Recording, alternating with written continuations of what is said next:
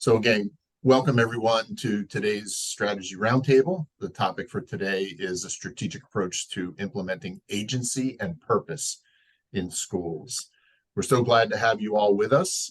We were just mentioning to our panelists, we have an international audience, and so we welcome you, regardless of where you are in the world. We're grateful that you're joining us, and we hope that you enjoy this timely and important topic.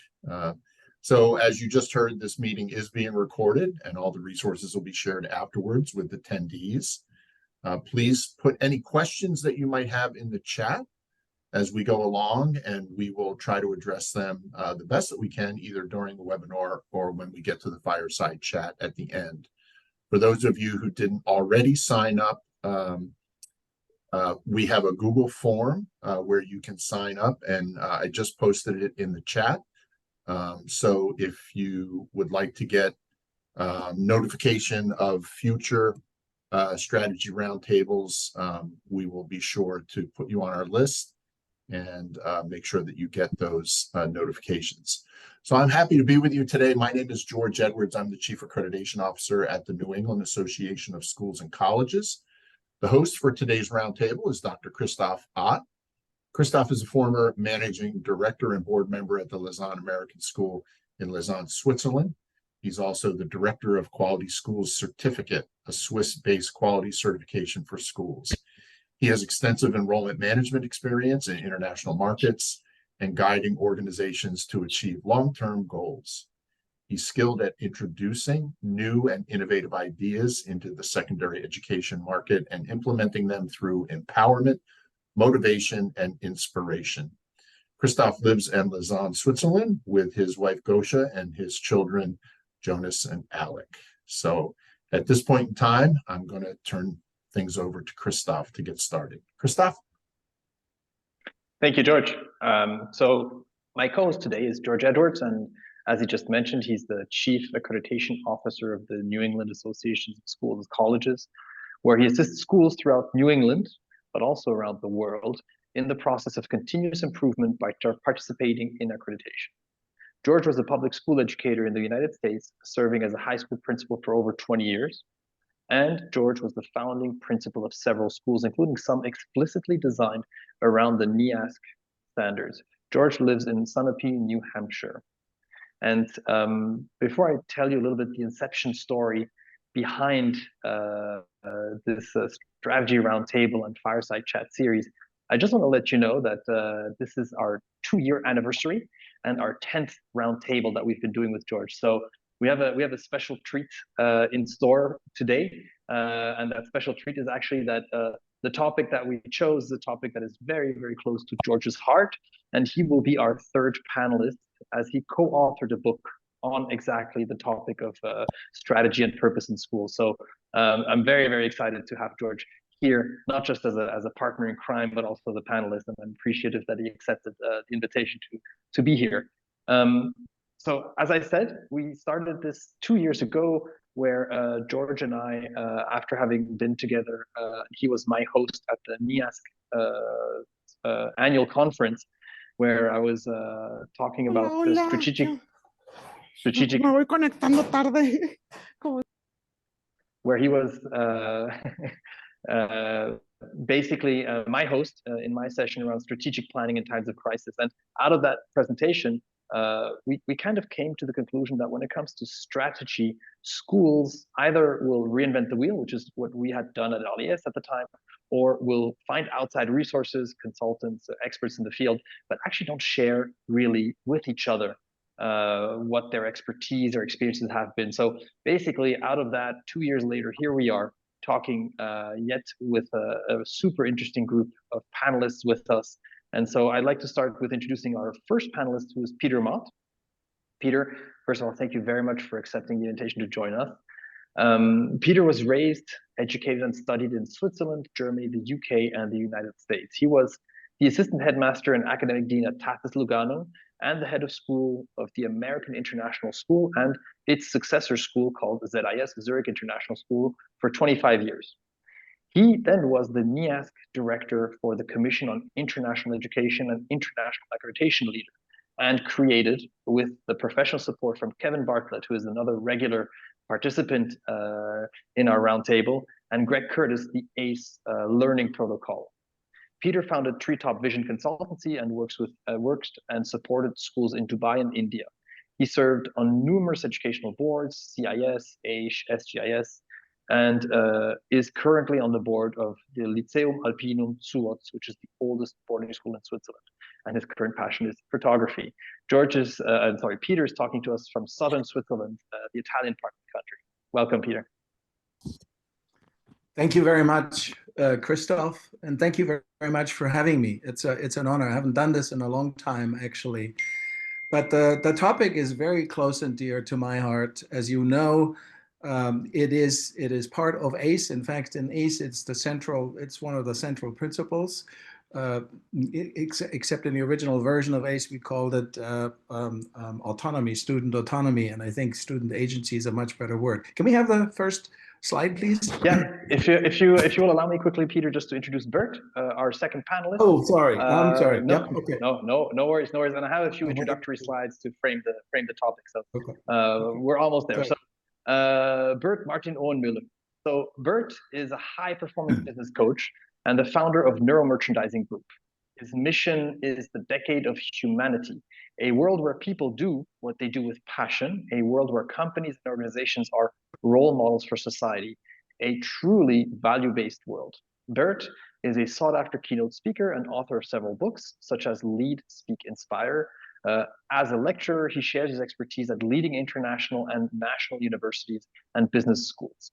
Bert is married and the proud father of 4, and Bert is talking to us from, I'm assuming, Frankfurt, Germany. Bert, can you maybe say hi, a few words, and then I'll set the stage, and then I'll hand it over to Peter to get started with each of your contents. Yes, hi, Christoph. Thank you for having me. Hi, George. And tanti saluti in Ticino, Peter.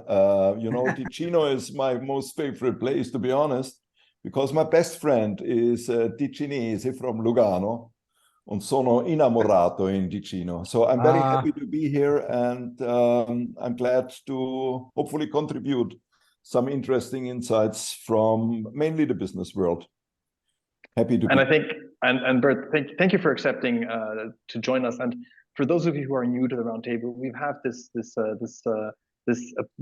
intention with George to always mix some amazing panelists and experts from educational field, but also from outside of education. So if you look at previous recordings, you will see a mix of people who talk from inside of education and who bring the outside view into education. So that's what Bert is doing. So I think, George, we can get started with the next slide, and I want to just kind of set the stage a little bit.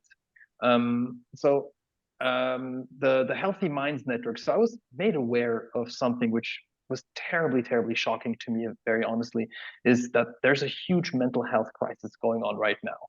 The concrete data comes from the Healthy Minds Network. There is a link in the chat about this. The data comes from post-secondary students all around North America. And when you look at the actual chart, which is on the next slide, it's pretty crazy and scary to see how things have evolved. So it starts by a downhill road for flourishing by year. And flourishing is basically the self-perception of the participants in this survey of how they feel they're doing, how they're flourishing, how happy are they with their current state of life. And so you see a very clear downward trend here. For me, the picture gets even bleaker when you look at the next slide. You will see number of students by year who are currently in therapy. And there's a jump right after COVID. It's not unexpected, I would say. But if you look at 5 and 10-year intervals, at the 10-year interval, you're at 4 times the number of students who self-report being in therapy in 2013 to today. And if you look 5 years down, it's double. So these are numbers which are true and real. The next slide is one that, for me, it's another one that is a terrifying one, is how many young adults, at universities are currently on psychotropic medication. All of these numbers, by the way, are similar when you look at the EU. The EU has about half the quantity, especially about therapy.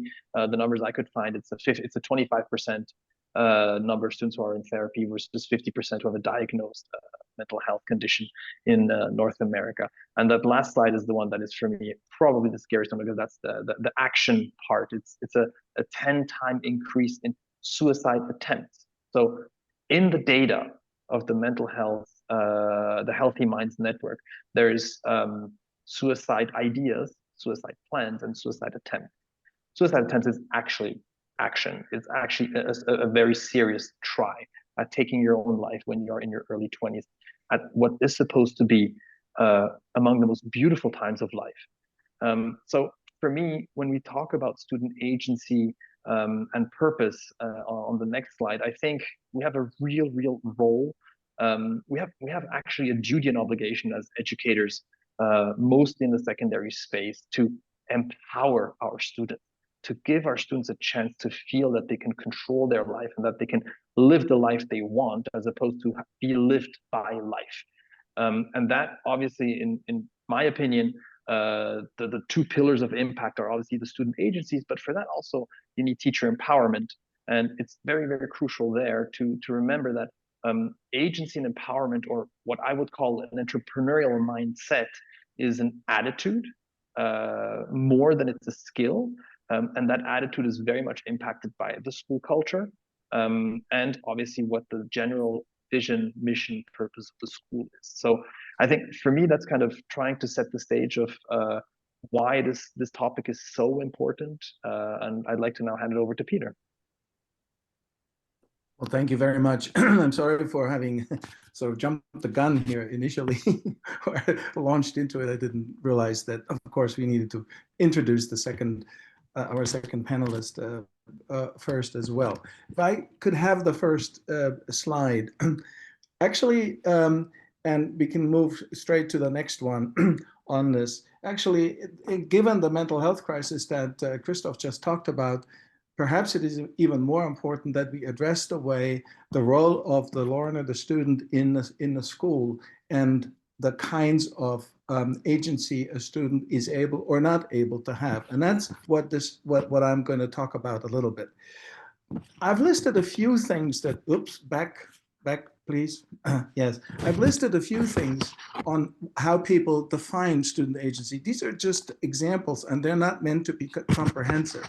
The point is that student agency goes well beyond the classroom. It redefines what learners do, what they're expected to do. It redefines the teacher's role, and it actually will change if it is implemented in the school as a whole, the school culture. How it is implemented will depend on individual context. We'll talk about that a little bit later. But whatever your definition of it is, I think it amounts to a paradigm shift, and that's what I'm most interested in. And that's why I believe that to introduce or embed student agency in your school means to move from passive students who are expected to comply with a whole slew of expectations that schools typically have, to active learners who question and create. And I'll come to that next slide, please, because it's about the future ultimately. And this is why it is important, because what we need in this world is new solutions, new skills. God knows that our world is in a perilous kind of state, and we need a new language to address the problems that we have, and a new generation of innovators and creators. And that's why I don't actually subscribe to the future proofing. We heard about these future proofing or future embracing models in previous webinars. To me, the former, meaning future proofing, is sort of steeling ourselves against the future. And the latter, future embracing, to me is too passive. We just learn how to swim in the pond, so to speak. I think what we need is to equip our children with the skills, understandings, and habits of mind and action to create and recreate the preferred future.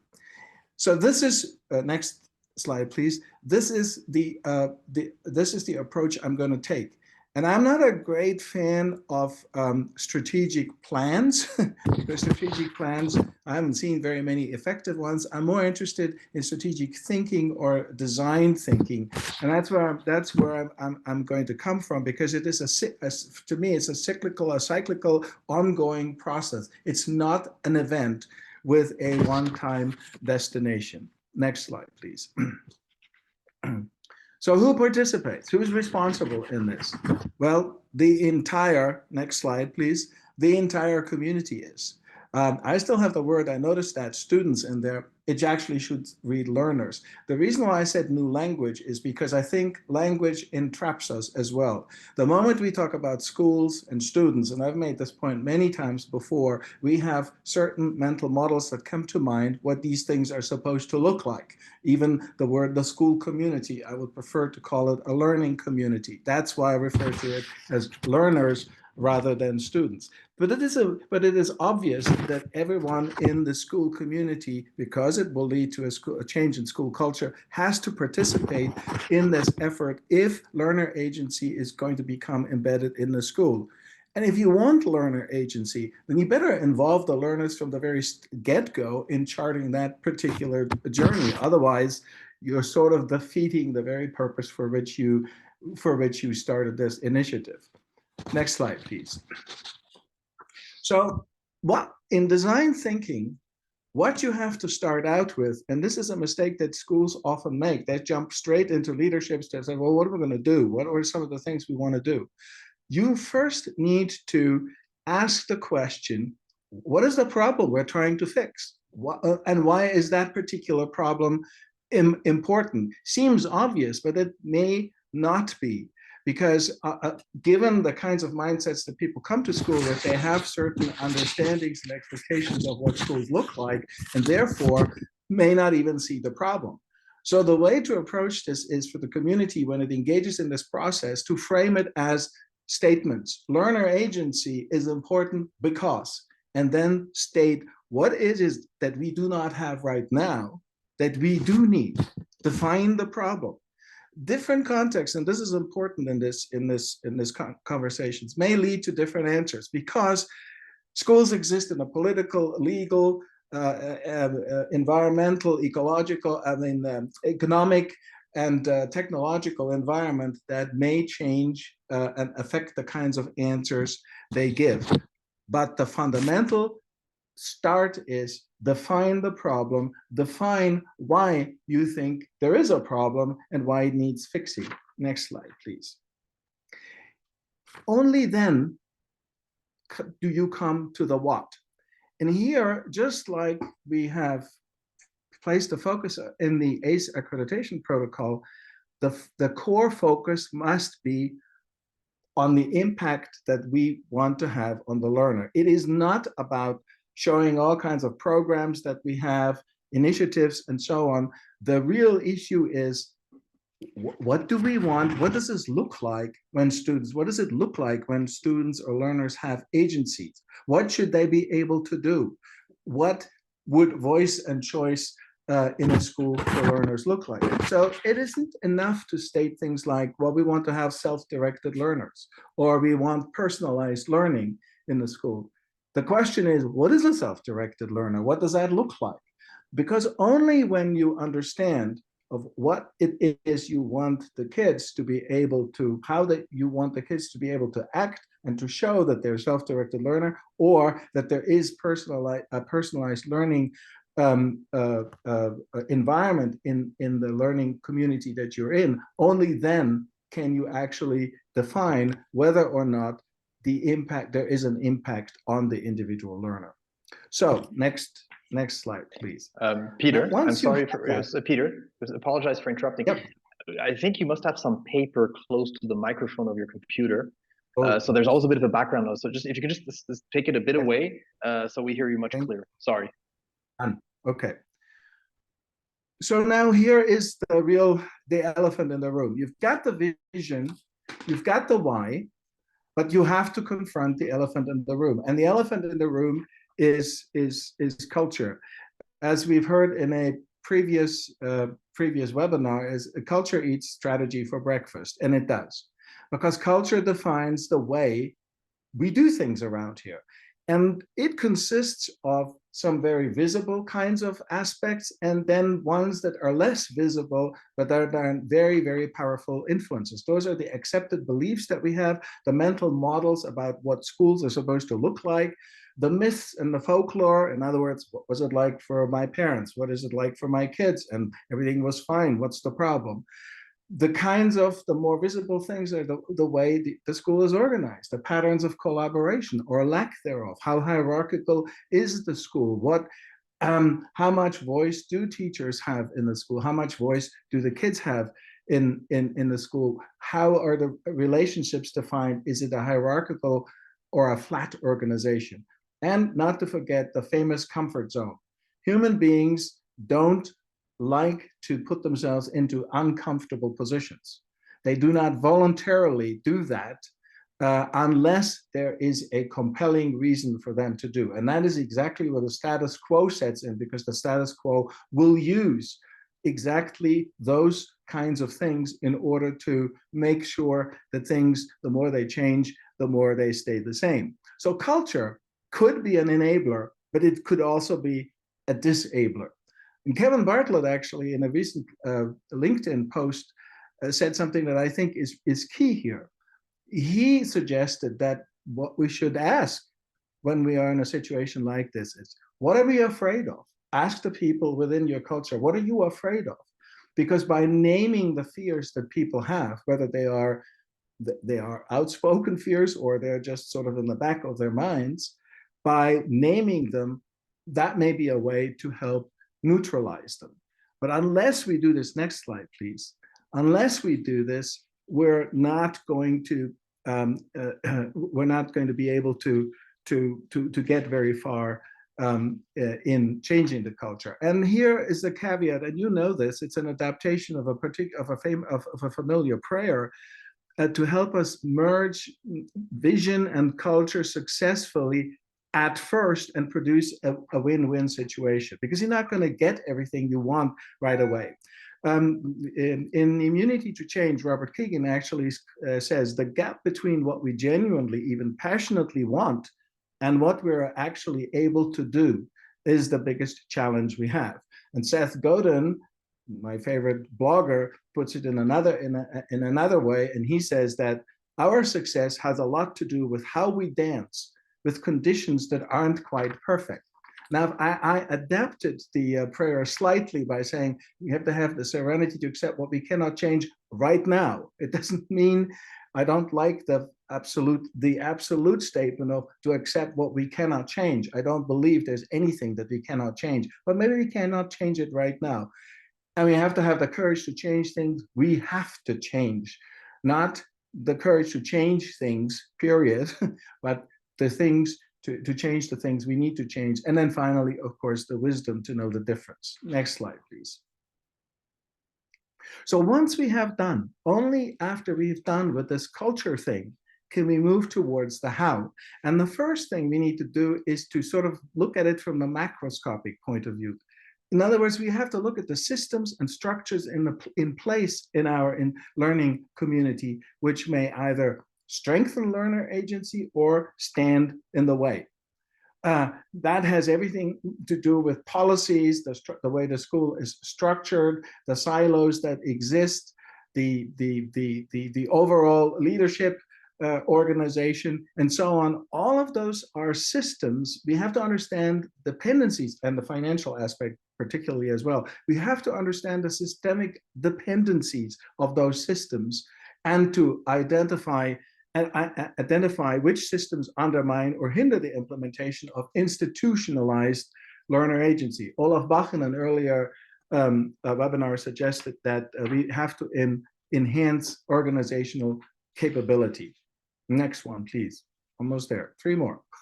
And then one comes to groundwork. Only then we start creating action plans, always with tested against the desired impacts on the learners for every aspect of the learning environment. Here are some of them. The point is they're all related to each other. You don't change one and leave the other one in place.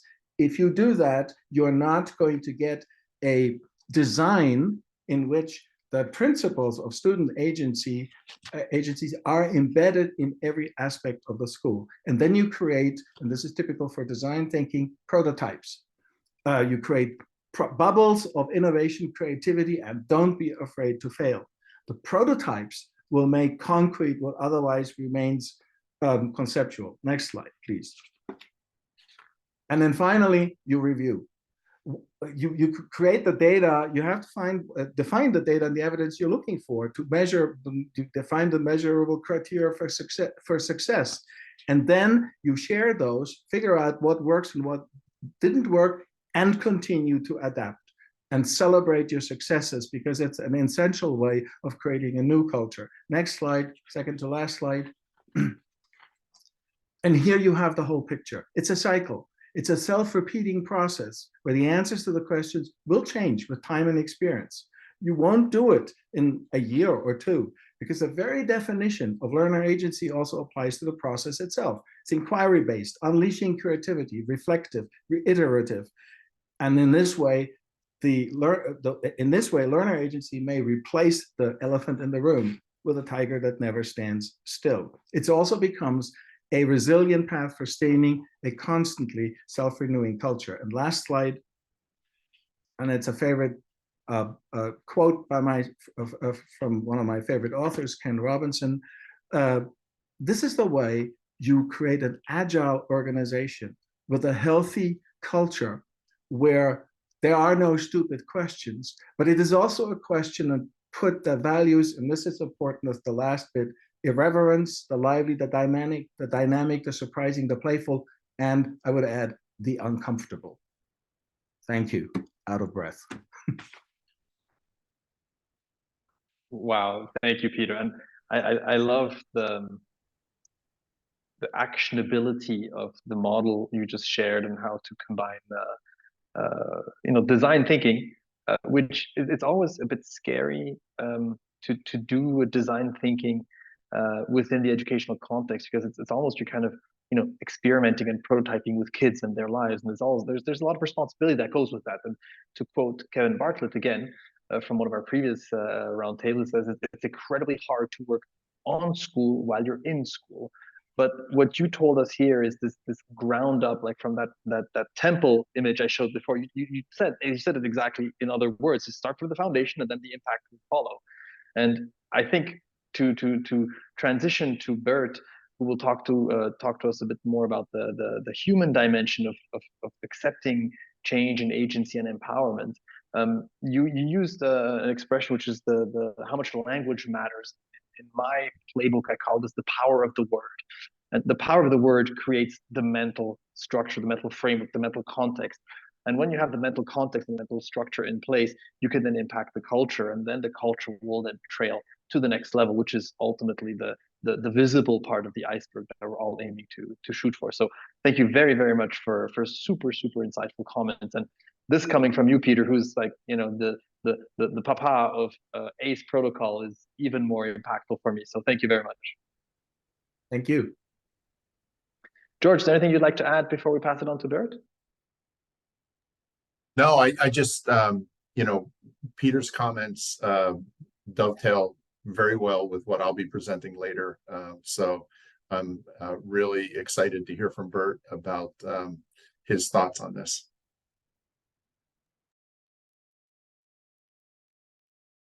So then I jump directly into it. First of all, Peter, once again, there was a lot of resonance with everything you said. And I think, when I may just start, everything starts and ends with having in mind that we are all humans.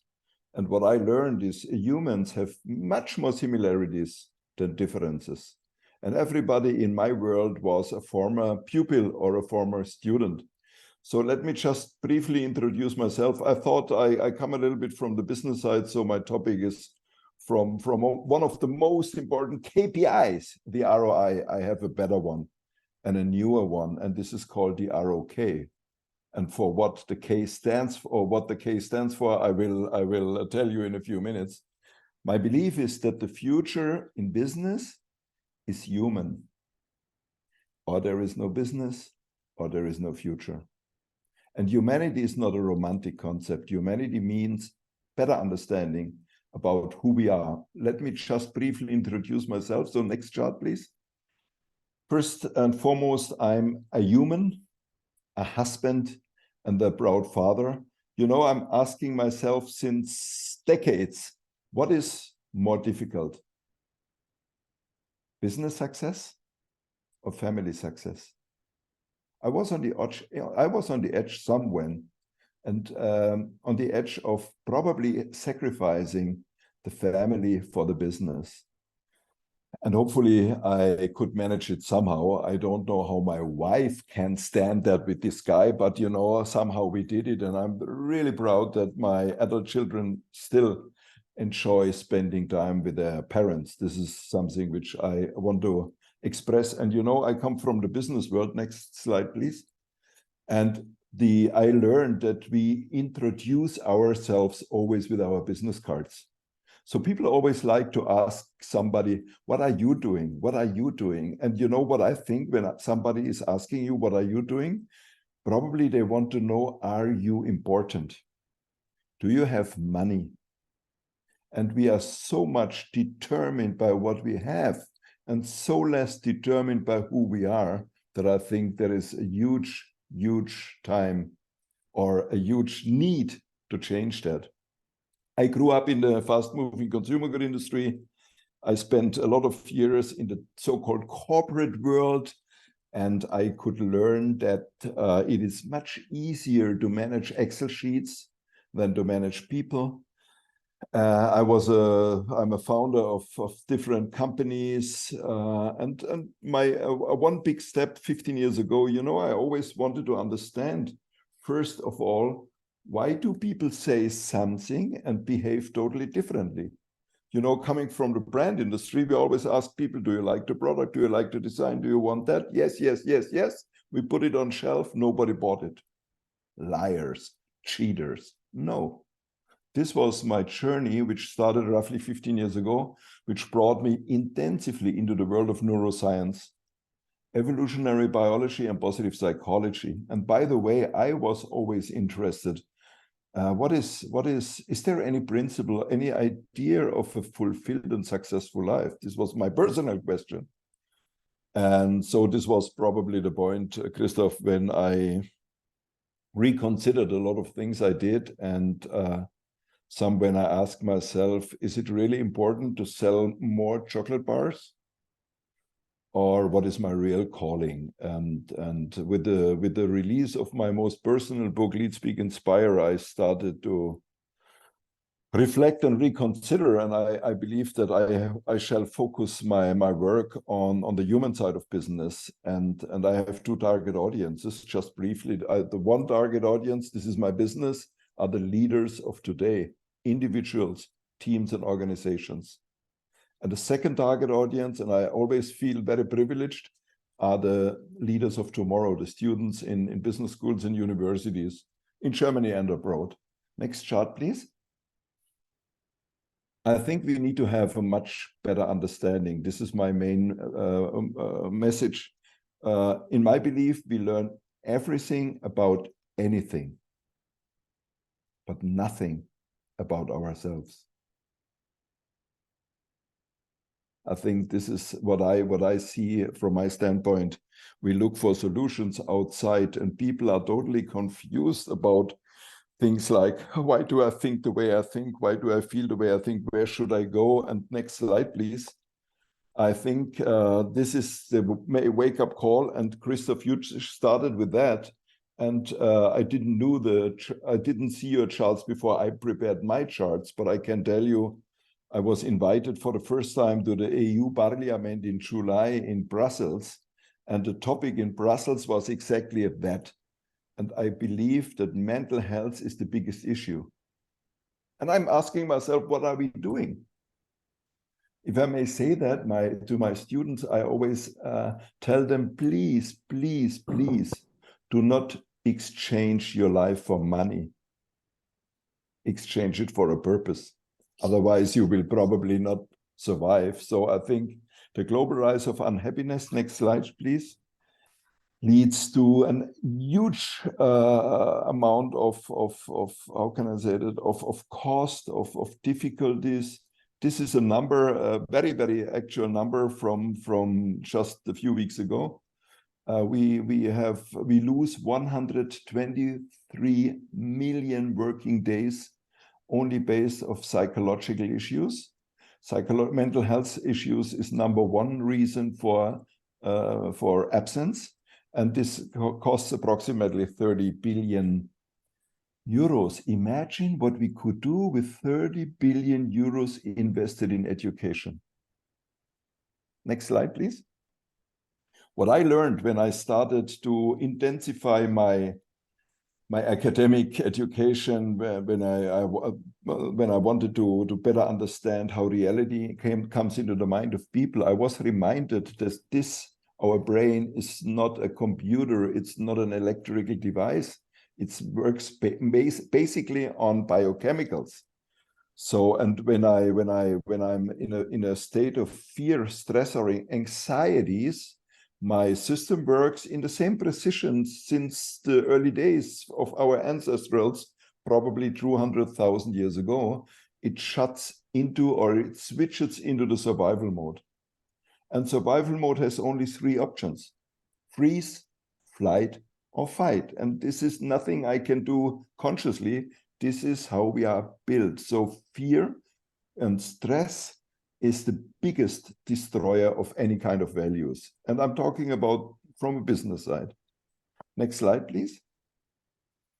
And, you know, to come to, I think there is a huge, we have a lot of issues, and I just want to scratch a little bit. What I love is some of the insights, beautiful insights, for instance, from the physics. And one of my favorite quotes over there is from one of the fathers of quantum physics, Max Planck. Max Planck once said this beautiful sentence: if we change the way we look at things, things change. If we change the way we look at things, things change. Isn't this beautiful? Isn't this beautiful? Because normally, and this was also my experience, we wait always that something changes in the outside, but that's not the principle. And when we think back to our brain, I always like to say, be very conscious and cautious what your brain is telling you. And one of the neuroscience scientists always said, Bert, do not necessarily believe everything you think. This is an organ which is made mainly for survival, not for innovating, not for finding purpose, not for empathy, not in the first step. And a beautiful word of Steve de Chasser fits, I think, very, very, very, very beautifully. I have to learn to use my brain in a different way, because where my focus is, there is my reality. Where my focus is, there is my energy. And once again, I think this idea to better understand how reality comes into the mind is something very, very important. May I ask for the next chart? I always want to rush a little bit. I believe we are in a certain phase, which I call sometimes a little bit in inverted commas, we are on a highway. You know, the negativity, I always like to say negativity is delivered for free. And so there's something like this highway to hell. It's very, very fast, very, very easy, relaxed. And you know, the downward spiral is active, and it is a kind of a law like gravity. But there is something else. And this is the positive thing which I want to address. I think we have something like, let me call it a stairway to heaven. And a stairway to heaven is something else than a highway. A highway is a highway, and a stairway is a stairway. What I want to say with that is, we need to realize that it takes courage. What you just said, we have to overcome fear. We have to take one step at a time. I do not believe that we lack in terms of insights. I believe that we lack in terms of taking action, of taking bold steps, only one step at a time. And next step, please. Next chart, thank you. And coming back to my title of the speech, I want to introduce one of my business role models, Hamdi Ulukaya, who is the founder and owner of one of the fastest growing dairy companies. And he considers himself as a kind of a anti-CEO, And he brought me to this idea of ROK. So what I would like to say, the most important, how can I say that, key performance indicator in nowadays in business and probably also in education is the return on kindness. The return on kindness pays the best interest. And once I learned a beautiful, I saw a beautiful quote, and you would, I hope you agree, pupils, students learn more from teachers they like. So my emotional impact is extremely powerful on my students or on my teachers. And, you know, we have this beautiful statement that people will not remember, not necessarily remember what we have told them, but they will always remember how we make them feel. And coming back to Antonio Damasio, one of the quite popular neuroscientists, he said it beautifully. He said, we are not thinking machines who can feel, we are rather feeling machines who can think. So we are more emotion, the emotion has a much more impact on us as the intellect. Next chart, please. And when I'm coming back to education and higher education, Baroness Shafik was the director of LSE till July of this year.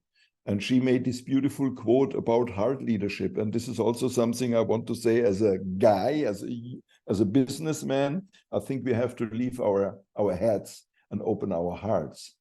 And, you know, we have to think about something like compassion, like empathy, like intuition. And there is beautiful work. And I shared one of the resources or one of the sources. I do great work with the HeartMath.org institution in the US. Next chart, please. In my work, this is mainly one of the favorite charts. I think what I would like to say, everything starts with the man or with the woman in the mirror, and this includes everybody. And once again, coming back to the statement from the beginning, I think this is what we have to do. Remind people about who they are. Biology, and this is this beautiful, I love semantics, biology in my translation means logic of life. The logic of life is uniqueness. And everybody has something nobody else has. And I think finding out who you truly are and live accordingly. Next chart, please, because I run out of time. And this is my final chart. Probably it's just an image, but I love it. You know, in my work, I always like to say I'm in the butterfly business. What do you mean, Bert? Butterfly business means I help caterpillars to become butterflies. And the beauty, and this is also true for education, let's think about, do we have to add a lot or do we have to transform what is always there? Because the DNA of the caterpillar is exactly the DNA of the butterfly. And finally, my 5 inspirations as a takeaway, my summary. I think it needs a better understanding of people. Can we go back? I want to the summary. A better understanding of people. I think we have to better understand who we are. I want to say that business has always to do with people and relations, same as in education. We come from customer experience, but we have a huge shift into the employee experience. It is from ROA to ROK, and it is my final word from hard work to hard work. With this, next chart, please. I say thank you for your patience with me, Christoph. I would like to invite all of you to the Decade of Humanity. Thank you. Thank you, Bert. And I'm already looking forward to the fireside chat because, you know, you mentioned so many things that were reflected also in Peter's talk about the power of the word. You know, like if you think problems, you see problems. If you say problems, you only see that when you think solutions, see solutions. Well, that's what you see. So you can bias your mind a lot, and ultimately that fear piece is something a little bit like how does the mouse eat the elephant is one bite at a time, and that's what design thinking is all about. Actually, it's you smallify. It is not English. This is an IT term out of design thinking, but you smallify the problems, and thus you smallify the fears and the emotions that go with it for things to change. So there's a beautiful analogy there in my mind between We are an organism as a person, but a school, because a school and education is so human-centric at its core, is a collection, is an organism on its own, but it's a collection of organisms inside of it, and that's where school culture plays such a big role. So, so thank you very, very much for your insights, Bert. George, if you want to do some concluding comments and take it on, since you're a panelist from here on. I think Bert had one more point that he wanted to make. Yes, just a very brief one. I think exactly what you said. I don't see a difference between a school as an organization and a company as an organization. It's the individual, the people, and the organization. And I want to come back to Peter. And, you know, I have so many conversations about strategic issues. In the end, I would say 95% of all the business problems are based in culture. And that's it. Well, thank you, Bert, and thank you, Peter. It's certainly a humbling experience to be the third panelist today, and to follow just two brilliant presentations by both of you. Again, my name is George Edwards. I'm the Chief Accreditation Officer at NEASC, and I just want to talk a little bit about how. You know, we heard Peter talk about the design process and how to use the design process in our schools to increase agency. And we heard Bert talk about relationships. And I think traditionally, learning in our schools has been a transactional experience. The teacher has the knowledge, and the transaction is the transfer of that knowledge to the students.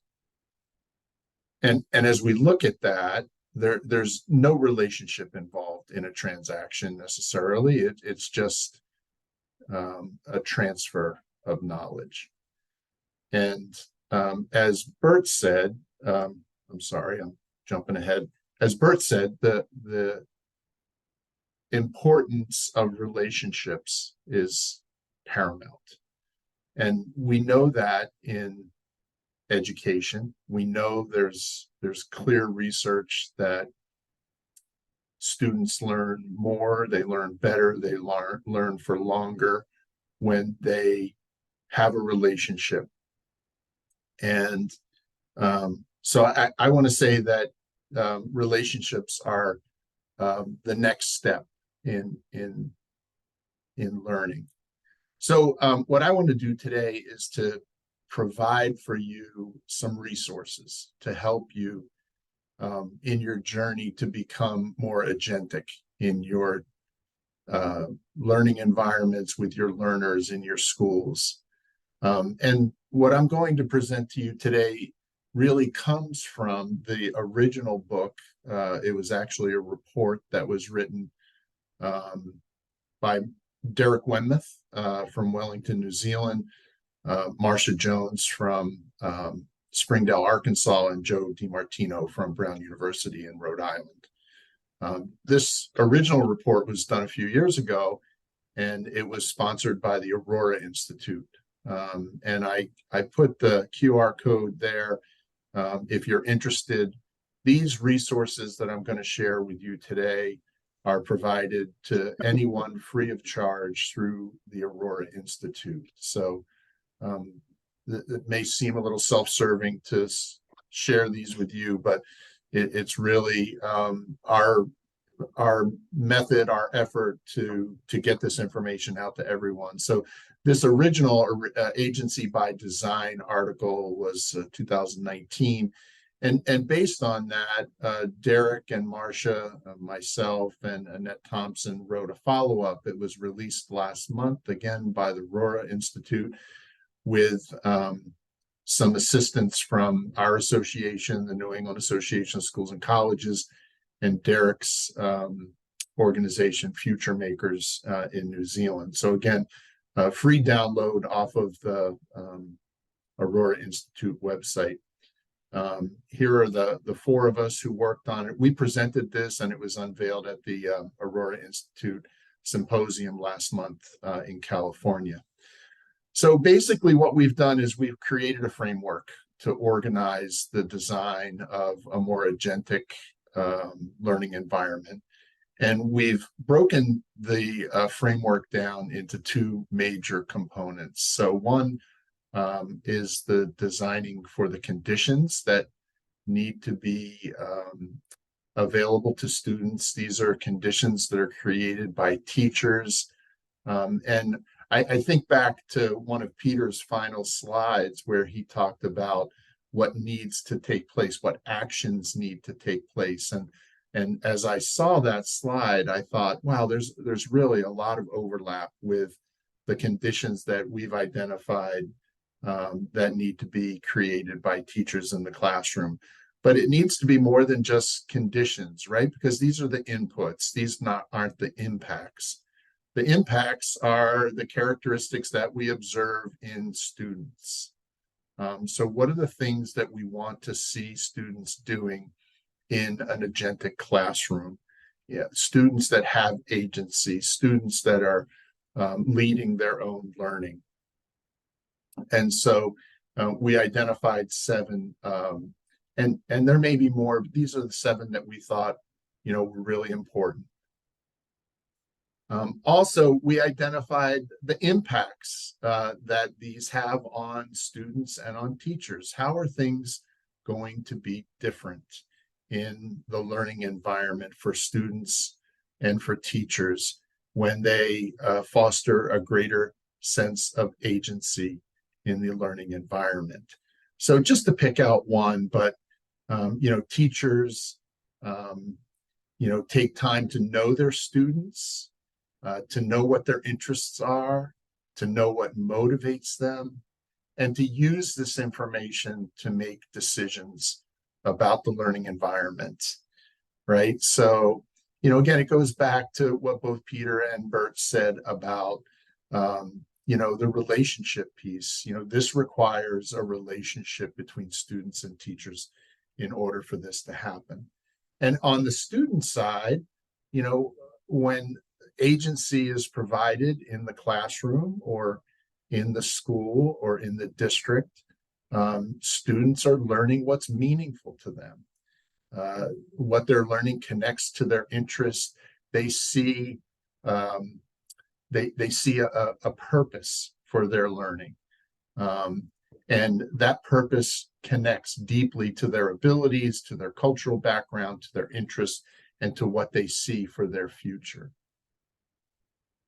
So if you dig into this playbook for educators, the whole idea behind it is to allow educators to foster agency in their classrooms, to build agency in their classrooms. And we really created it so that it would be useful to teachers, to school leaders, to district leaders in the work that they're doing. And so the 14 items in the framework that I mentioned earlier, the 7 conditions and the 7 characteristics, they really allow for teachers to start anywhere and to build on the successes that they've already had. But in each area, in each component of the playbook, there's an invitation to act. There are progress measurements. There are resource ideas. And the playbook is really meant to be like a workbook so that teachers can interact with it. They can make notes in it. They can respond to provocations that we've created. So, here's an example of that, where, you have a supportive culture. What do you see as the strengths, the potential strengths? What can you build on? So it really allows the educator, to dive in where they are most ready, where their students are most ready, and make the kind of changes that will foster greater agency in their classes. We also have a progress measurement, and I think Peter will like this because it really kind of builds on something that he created in the ACE framework. So, you know, is the work that you're doing not yet evident? Are you thinking about the work that you're doing? Are you working on it? Are you living it? Or are you transforming? Have you changed the paradigm? And so we've created resources for each of these, and we've created definitions for each of them. Not to measure yourself whether you're good or bad, right or wrong, but to really be used as a measuring stick, to be used to indicate where you are in your journey and what the next steps need to be in order for you to continue on the journey. So that's a little bit that I have to offer today about how to take much of the great thoughts that Peter shared with us today and that Bert shared with us today, and build on that and actually implement it in your classroom, in your school, or in your district. Well, I thank you so much, George. And it's you know, the book by the Aurora Institute that you co-authored is it's a playbook. So it's a very practical, useful tool. So I can only encourage you to download it, because it's a great resource in terms of answering the acid test question that I ask all panelists to ponder prior to these presentations, like, so what Monday morning when you're back in the office? So I think all three panelists offered some great insights onto how start that journey or continue on that journey of student agency and purpose, which is so important. I think before we go into the fireside chat, if you could go to the next slide, because that is going to be our next round table. We've already decided on the date, which is March 5th. Everybody who's already signed up on the mailing list will receive an invitation together, obviously, with the resources of this recording. A few of you emailed me privately or messaged me privately over Zoom if I could share the presentations. I will be very happy to do that. You'll get a whole PDF with the resources that were posted in the chat as you went along. There are also a fun exercise that George and I came up with a couple of roundtables ago, which is called lightning questions. And so these are brief questions which are very personal insights shared by all of the panelists, such as, like, you know, favorite quote or resources or podcasts you like listening to, you know, leadership lessons you've learned that just came back, that became present again. And so it's always very interesting to see a little bit behind the curtain of very insightful and well-prepared presentations, what's actually happening and driving each of the panelists that have been joining us. So our next roundtable will be about basically rethinking education. And rethinking education, in a sense, with the intention of really trying to understand from a scientific, a neuroscientific, a psychological perspective, what it is that we can do with what we know today, which we did not know in the when the educational system was designed 150 years ago. And obviously there's been a lot of knowledge accumulated since, and I think there are potentially some other ways how we can impact the students more effectively than how some things are currently being done in school. So we're very much looking forward to welcoming you for this one. And we are spot on time, George. So thank you very much to all the panelists. I hope nobody felt rushed. And I'd like to take it over to the fireside chat. And I think keep the recording on, George, if you're all right, and I can edit it out afterwards for those who would like to be interested in this, and I'll upload it all onto the YouTube channel later on. So go ahead, Paul. You've been always a very avid contributor to our pieces, and you mentioned in the chat something about other resources coming out of MIT. Do you want to comment on that, maybe? No, I actually don't. And is it wise to keep the recording on? Before on these, you said you would take the recording off so that we could just freely talk. But you've changed how to operate. Yeah, we've evolved the format a little bit, and I'm going to ask the panelists after in the debrief session whether they would like to keep that into the recording or not, and I can edit it out later. So feel free to speak openly and freely as much as you want. Yeah, I don't have anything in particular to say at the moment. So I think I'd like to maybe start a little bit with something that was so crystal clear in all three presentations we saw, which was the power of the word. And there's a study that I read a little while back, and I use that as an example in the courses I teach at university also, which is one, they took students, or they did a psychological study, pre-group, post-group, no, pre-test, post-test, and then there was a group, and then the subject matter group, and the test group, and they basically had people taste wine. So they tasted the wine, had to fill out a form of what they tasted, what the flavors were, and they tasted the flavors, and then they had a part of the participants go through a mini wine flavor course, like what are you supposed to smell, and what smells like what, and then they had them taste the same wine again and see what they smelled then. And the conclusion that the psychologists came out of the study was amazing. It's basically, as long as you're not able to mentalize a concept, you actually don't feel it in the case of wine here, or you don't understand it, or you don't feel it in case of the things we talked about today. So I just want to reemphasize again the importance of spending an inordinate amount of time, or what might seem an inordinate amount of time, in building a common understanding, a common language, a common positive language around the things we're trying to achieve as educators in our respective institutions, because that's the thing that people then carry in their head whenever they walk through the hallways and in the classrooms that they're in, and convey these to the students. And it's that, if that foundational, it's a necessary condition. It's not the only way to do it, but if you don't have that, you're not going to make it, or you're making your life infinitely harder. So I just wanted to kind of put that out there and see if anybody would like to react to this. Yeah, Bert, go for it. I don't know, do we have to put up our hands, or no? Just speak Yeah. openly. Go for it. Oh, I think we okay. can just go for it.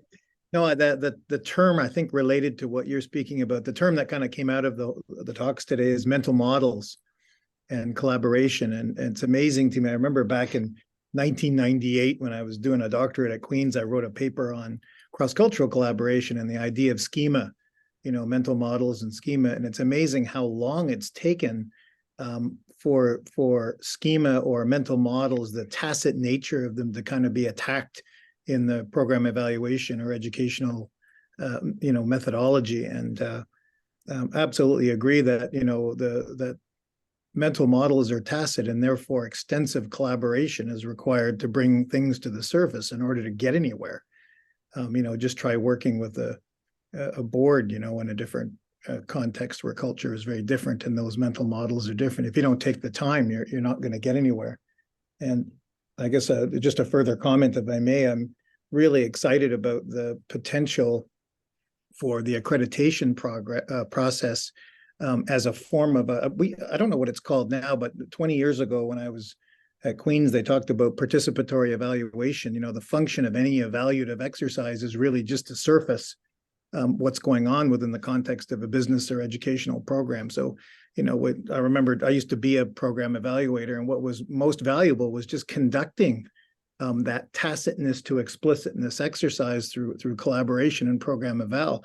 And at the end of the day, my recommendations weren't that important. Sometimes they sat on a shelf, but what was important is what the stakeholders learned about themselves through the collaborative process. And kind of as I'm back in Ontario at the moment, but I look at the accreditation process that we're going through here, and it just reminds me that the tacitness making, or the explicitness making function of collaboration is so important if you want to implement ideas like student agency. I mean, the idea of student agency itself is a schema.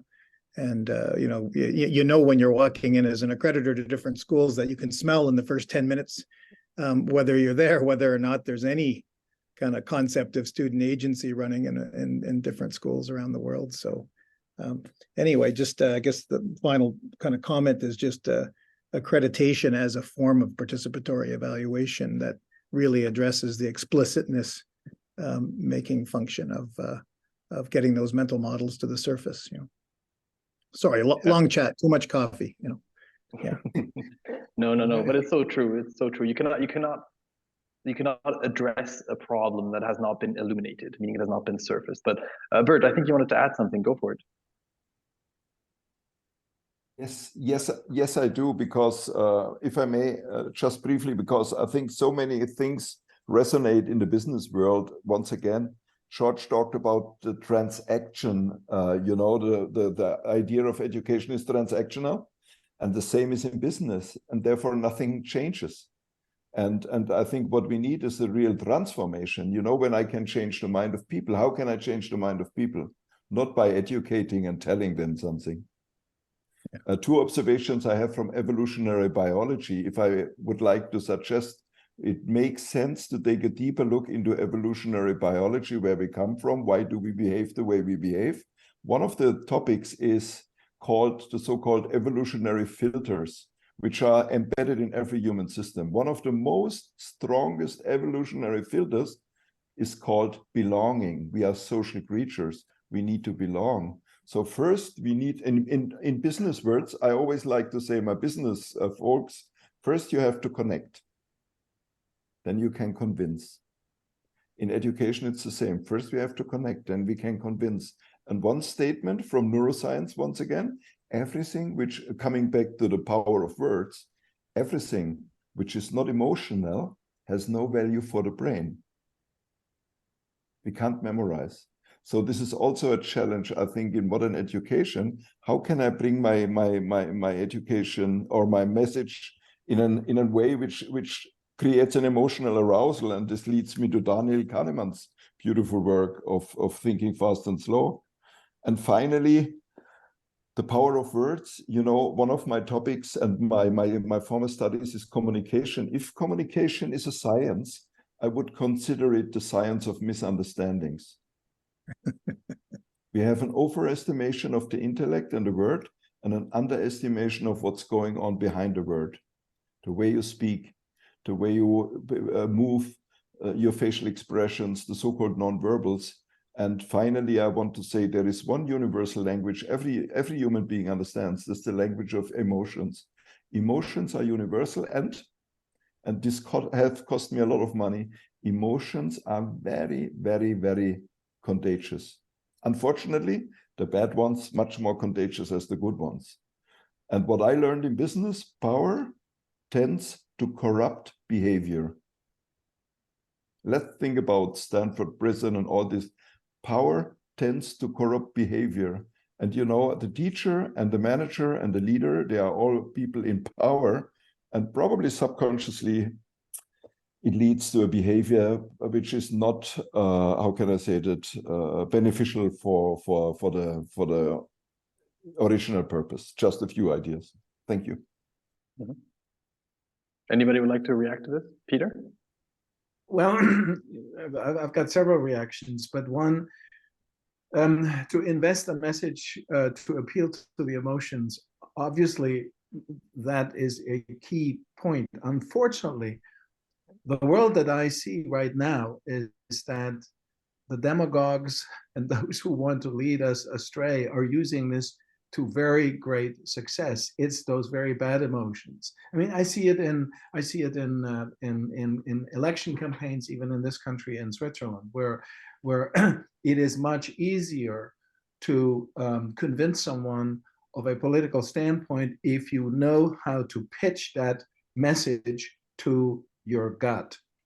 And many times I point to lots of countries, including the US, where you see it to an even greater extent right now. And I often wish that, you know, where are people, what happened to people's brains? When are they engaging in order to exert, shall we say, some corrective function on those emotions as well? Because I'm afraid that the demagogues have, and anyone who wants something, have perfected, and businesses too, that when they pitch their products, they appeal to our emotions. It's not very much about, you know, is this really good for you or useful to you? They make it, they want to elicit an emotional reaction, because that's the way we humans function, is that little reptile part in our brain that responds very quickly to that. And I often wish that sometime, you know, when does the rest of the head, the frontal cortex engage? How can we balance the emotional connection that we need to have, but also a certain dispassionate thinking mode, which, you know, tests the emotions against some other criteria of truth and relevance. And that part, I haven't quite figured out I haven't quite figured out how to do that. But that's Yeah, one thing. And I have another comment on the mental health business, but that's maybe I'll do that at a different point. But you know, in the press, there's this expression, and I think it's a question of awareness. And Bert, you've just said this, and you've just messaged this to me. I agree, it's awareness. But there's this saying in the press that if it bleeds, it leads, literally. Mm-hmm. And that's because it passes through the limbic system into that our reptilian brain, and the prefrontal cortex is, and that's the stairway to heaven. And that's why I love not just the analogy of the music, which is, it's a home run, by the way, Bert. So I love your image, and I've used it a few more times quoting you. But Best song ever. that highway to hell and that stairway to heaven, the energy that goes with those two images. So stairway is slow, intentional, purposeful. And that is so important when we're talking about student agency, and what you talked about, Peter, in your presentation, and you talked also, George, in your presentation, is that purposeful, slow, deliberate approach. Because if we go on autopilot, it leads, it bleeds, and then you just go down into the demagogue space. And that's what you just said. And I can't agree with you more. So I don't know, George, is there anything coming to your mind, or some of the participants? Just to give me a second, Bert, I just want to see if anybody else, because this is an open conversation. This is not about the panelists hogging the mic here. This is about, you know, having a dialogue, sharing ideas, sharing thoughts that you might have. And obviously, Bert, I'm not trying to shut you down here. Please don't interpret it as such, but I'll make sure everybody feels comfortable engaging at this stage of the conversation. You know, some of the thoughts that I have are just about kind of the forces that we deal with in education, and how they're sometimes opposing forces. And I think that when we talk about an agentic learning environment, we talk about student agency, we're talking about giving students the opportunity to be creative. We're talking about giving them the opportunity to construct their own learning. I think there are those of us who believe that that's what we need for our future, right? To have creative thinkers, to have problem solvers, to have people who are going to critically analyze what they're presented. I think that there are also those who don't want that in their education system. There are people who want students, who want learners who aren't going to question, who aren't going to have input, who aren't going to be creative, who are simply going to, you know, going back to the idea of transactional education, who are going to sit passively and are going to be the receptors of the information that's presented to them. And inherent in that is that there's no questioning of that information. And so, you know, when we talk about the barriers, the challenges that we have to overcome, I think that that's a huge challenge that we have to overcome, is that there are forces who actively oppose the kind of education that we're proposing. They actively oppose any kind of agentic learning because that doesn't lead to compliant individuals, and compliant individuals is what they're hoping will come from the education system. I'm sorry, that's kind of political, and I don't mean to be political, but that's kind of what our conversation has got me thinking about. I think it's I like your thought. I was just at an accreditation last summer in the Middle East, at a school in the Middle East, and I never saw a student talk to another student. I never saw a student choose a project, and I saw teachers on podiums and students watching teachers. So, but what was interesting about that was at no point in the discussion did the construction of epistemology ever come to the table. So, you know, the question was that about compliance, or was that about the belief that knowledge is transmitted as opposed to constructed by students? And I think you can't get agentive with students unless you have a particular understanding of what learning is all about, that is student-centered and constructivist fundamentally. So and I don't know about you folks, but when I'm working with boards, I try not to be judgmental per se, but the core function of, I think, a good head and a good accreditation body is, again, it's bringing that up, it's making that stuff explicit. So what do you think knowledge is? Oh, so I think it's very easy to make an assumption when you see that kind of teacher-centered or admin-centered behavior, that it's easy to judge it without. But the discussion is so important to say, is that what you think knowledge is? Is it water that's transmitted? Do we unscrew students' heads and pour it in and thread it back on? And just for the discussion to take place, I think sometimes you get the aha moments with board members and administrators going, maybe that's not what I want. Maybe we've been operating under a tacit assumption here for a while that needs examination. I mean, I saw Mark. I saw a video. Sorry, Peter. I saw very briefly. I saw a video on Instagram 2 days ago. It was so funny. Actually, a friend of mine sent it to me. It was at university. I think it must have been bachelor level approximately. A professor saying that he gave an exam to his students and say, "Please enter the exam question in the ChatGPT and tell me what's wrong." I find that brilliant. Peter, go ahead. Sorry. Well, actually, I think part of the problem actually are the students themselves as well, because many of those, just to hitch onto what George just said, it's not just teachers or boards that don't want it necessarily. Kids, there are many kids that don't either, because the kids have grown up in an environment in which basically the paradigm is, tell me what I'm supposed to do and I'll do it. And tell me how I get that good grade so I can get into, Harvard and Yale, Princeton, and whatever university they want to go to.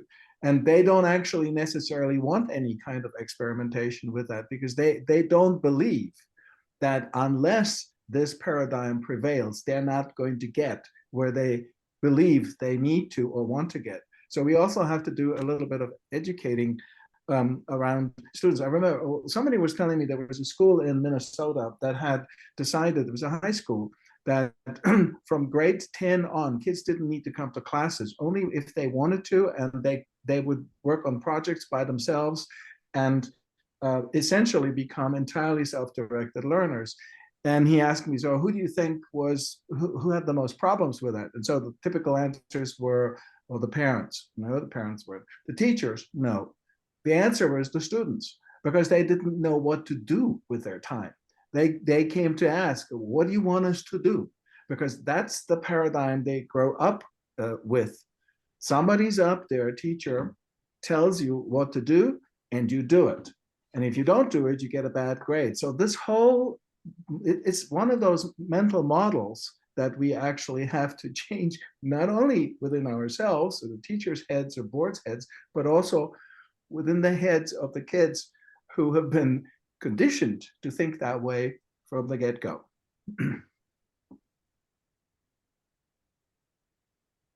Yeah, that's very true. I just came back from a few years in South Korea. And at the beginning of my time there, students would, it was a very receptive model, and parents tended to tell students, what you're going to do. You're going to be a doctor or whatever you're going to.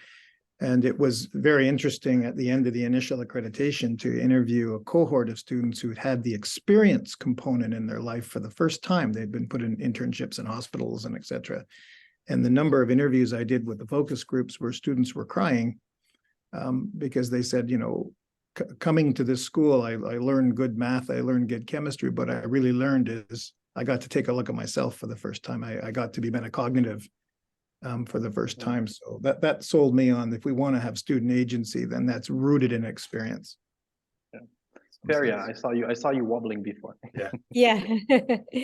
I mean, it goes back to the expectation, right? In a world where we are living now in the school system, where is the expectation to achieve a high grades or to be good in standardized assessment? I think that's the hugest problem. So what are the universities doing in this relation? I know that the system has changed a little bit now. They are looking for soft skills. They are looking for 21st century skills. But we have still universities that are focused on the standardized assessment. What are your results? So if you want to get in, so that's the concept. You spoke about Middle East a little bit. I do live in Middle East, and I know, Peter, you've been here long time, so it's the focus is still there. It's very difficult to change the systems, especially when there are expectations from the authority, and then you have international community where teachers are coming from everywhere with a different mindset, with a different strategy. So taking the students through that student agency, I mean, they are not coming from the background where they have been exposed to that. So it's a huge milestone, I guess, that we have to rethink. And we hope that maybe the pandemic will change something. I mean, will make us to reflect and rethink on our practices. And it made us a little bit, but still we are going back to the old system, unfortunately. Yeah. And Feri, I think there's a round table that George and I had, and I think it was one that completely blew my mind. I call it like myth busting of university application process. I don't recall the exact title, like truth and like misconceptions around university application process. And we had some amazing panelists. And I think for the first time in my mind, I actually saw a way, an acceptable way, a safe way, quote unquote, that people will accept, because you can't go in front of people and say like, that's what we need to do. And they're like, no. You know what? Like Peter told me this in the preparation phase, like, you know, I love all your ideas, Christoph, but do it once my kid has graduated, okay? And that was your quote from you, Peter. And it's true, people are afraid of this, but if you can show them that there is a way that has worked, and it's the Mastery Transcript Consortium, and it's absolutely fantastic. So there are ways to make this work. And George just posted something on the New York Times article. So yeah, go ahead. I just wanted to jump in with two thoughts. One, the link that I posted in the chat is a New York Times article from last week that talks about the business model for the College Board and how they're really needing to change their business model away from SATs and more towards AP courses, which we can have a whole discussion about whether the AP courses are a good model to go to or not. But that's another article. But they're changing their business model because of the decline in SAT testing. I think, if I remember correctly, it was like $100 million loss in revenue for that College Board as a result of the decline. And the other thing I just want to mention real quickly, so at the Aurora Institute Symposium last month, I got an opportunity to meet with some representatives from the NCAA. So for our international guests, the NCAA, the National Collegiate Athletic Association, they're kind of the gatekeepers for college sports in the United States. And they have a rating system to rate student athletes who want to be college athletes, to make sure that they've achieved some minimal academic standards in order to be eligible for college sports in the United States. And the interesting thing is that the kind of cornerstone of that system had always been the SATs. And, you had to have at least a certain score on the SATs, and then you had to have some core coursework in your high school career. They're actually now, for the first time, recognizing that the SATs are being reduced in their importance. And so now they're working with the Mastery Transcript Consortium. They asked if they could work with us a little bit, to look at alternate assessments for students. So I guess my point is, if you can get just this incredibly, glacial organization like the NCAA that doesn't change for anyone, if you can get them to start thinking about alternative assessments, then I think you're starting to get some traction. And that was a pretty helpful sign, a pretty encouraging sign in my mind. Thank you, George. Bert, you wanted to mention something before, and also Peter, you said something about mental health, which is what we started out with. We have a couple of more minutes left. Would you like to just add a comment or whatever's coming to you, or anybody else? I don't want to put anybody on the spot if they don't want to speak. If I may just, I would like to emphasize the necessity of a better understanding of human beings. How we think. How does reality come into our mind? Why do I feel the way I feel? Why do I behave the way I behave? I behave the way I behave because I think the way I think. And, you know, I think this is really a tragedy. When I come back to the numbers you showed us, you know, the students in misery, the suicidal rates. And I want to quote my most favorite word, which is called responsibility. A beautiful word. It is the ability to respond. People are either reactive or responsive. In order to become responsive, I have to understand who am I. I have to be aware about this. And when you talked about the mental health, you know, we suffer from an evolutionary hangover. We have a lot of biases, and one of the biases which is really challenging society is the so-called negativity bias. Our mind tends to believe in negative outcomes. And this makes me cramping and shrinking, and you know, we believe that our value depends on our grades. And when I do not achieve the grades, I kill myself.